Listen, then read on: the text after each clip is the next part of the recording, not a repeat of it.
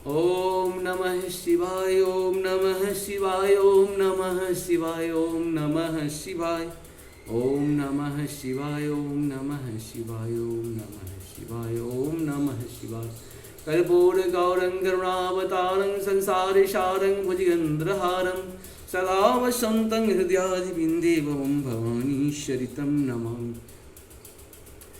श्री शिव महापुराण के आज हम लोग 36वें भाग को सुनेंगे।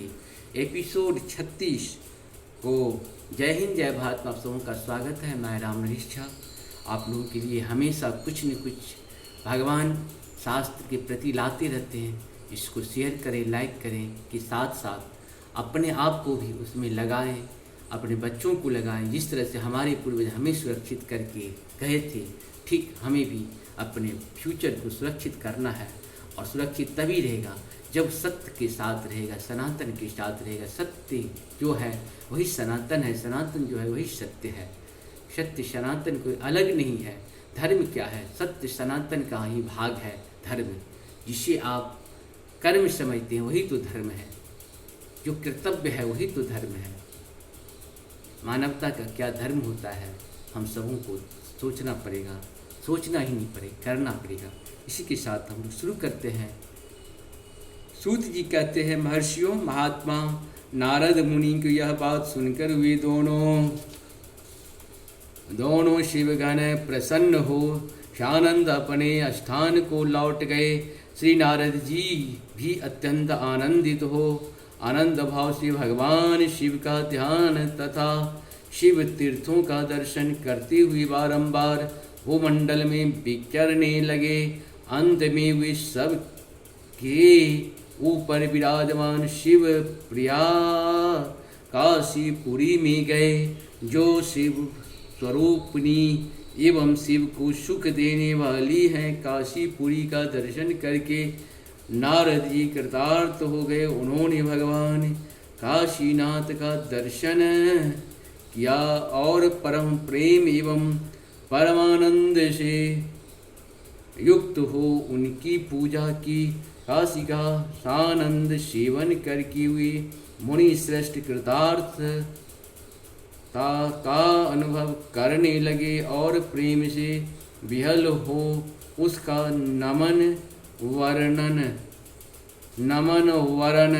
तथा स्मरण करते हुए ब्रह्मलोक को गए। निरंतर शिव का स्मरण करने से उनका बुद्धि शुद्ध हो गई थी। वहाँ पहुंचकर शिव तत्व का विशेष रूप से ज्ञान प्राप्त करने की इच्छा से नारद जी ने ब्रह्मा जी को भक्ति पूर्वक नमस्कार किया और नाना प्रकार के स्तोत्रों द्वारा उनकी स्तुति करके उनसे शिव तत्व के विषय में पूछा।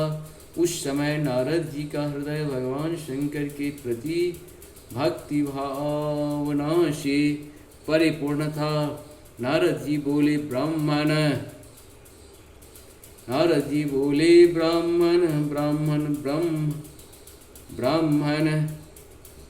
परम ब्रह्म परमात्मा के स्वरूप को जानने वाले पितामह जगत प्रभु आपके कृपा प्रसाद से मैंने भगवान विष्णु के उत्तम महात्म का पूर्णतः ज्ञान प्राप्त किया है। भक्ति मार्ग, ज्ञान मार्ग, अत्यंत दुष्तर तपो मार्ग, दान मार्ग तथा तीर्थ मार्ग का भी वर्णन सुना है, परंतु शिव तत्व का ज्ञान मुझे अभी तक नहीं हुआ है। मैं भगवान शंकर को पूजा विधि को भी नहीं जानता। अतः प्रभु आप क्रमशः उन विषयों को तथा भगवान शिव के विविध चरित्रों को तथा उनके स्वरूप तत्व प्रागट्य विवाह रहस्य धर्म सब मुझे बतलाइए। निष्पाप पितामह ये सब बातें तथा और भी जो आवश्यक बातें हो उन सब का आपको वर्णन करना चाहिए। प्रजानाथ शिव और शिव के आविर्भाव एवं विवाह का प्रसंग विशेष रूप से कहिए तथा कार्तिकेय के जन्म की कथा भी मुझे सुनाइए।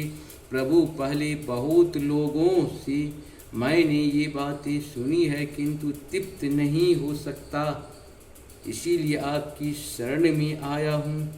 आप मुझ पर कृपा कीजिए।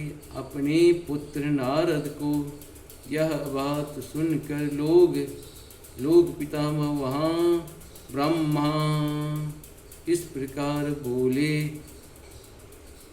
इस प्रकार से हम लोग जो है सो कल जो है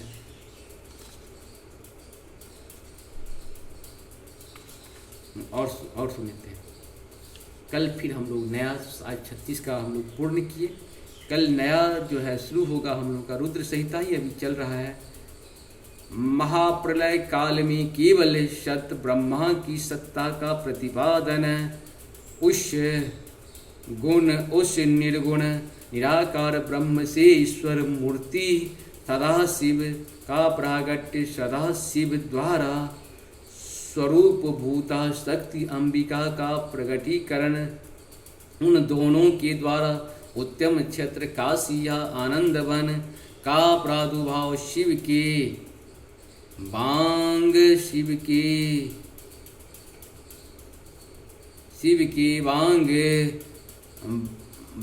वामांग से परम पुरुष विष्णु का आविर्भाव तथा उनके सकाश से प्राकृत तत्वों का क्रमशः उत्पत्ति का वर्णन। इस प्रकार से हम लोग इसको पूर्ण किए। कल फिर हम लोग शुरू करेंगे। जय हो, जय हो, जय हो। नमस्कार, बहुत बहुत धन्यवाद।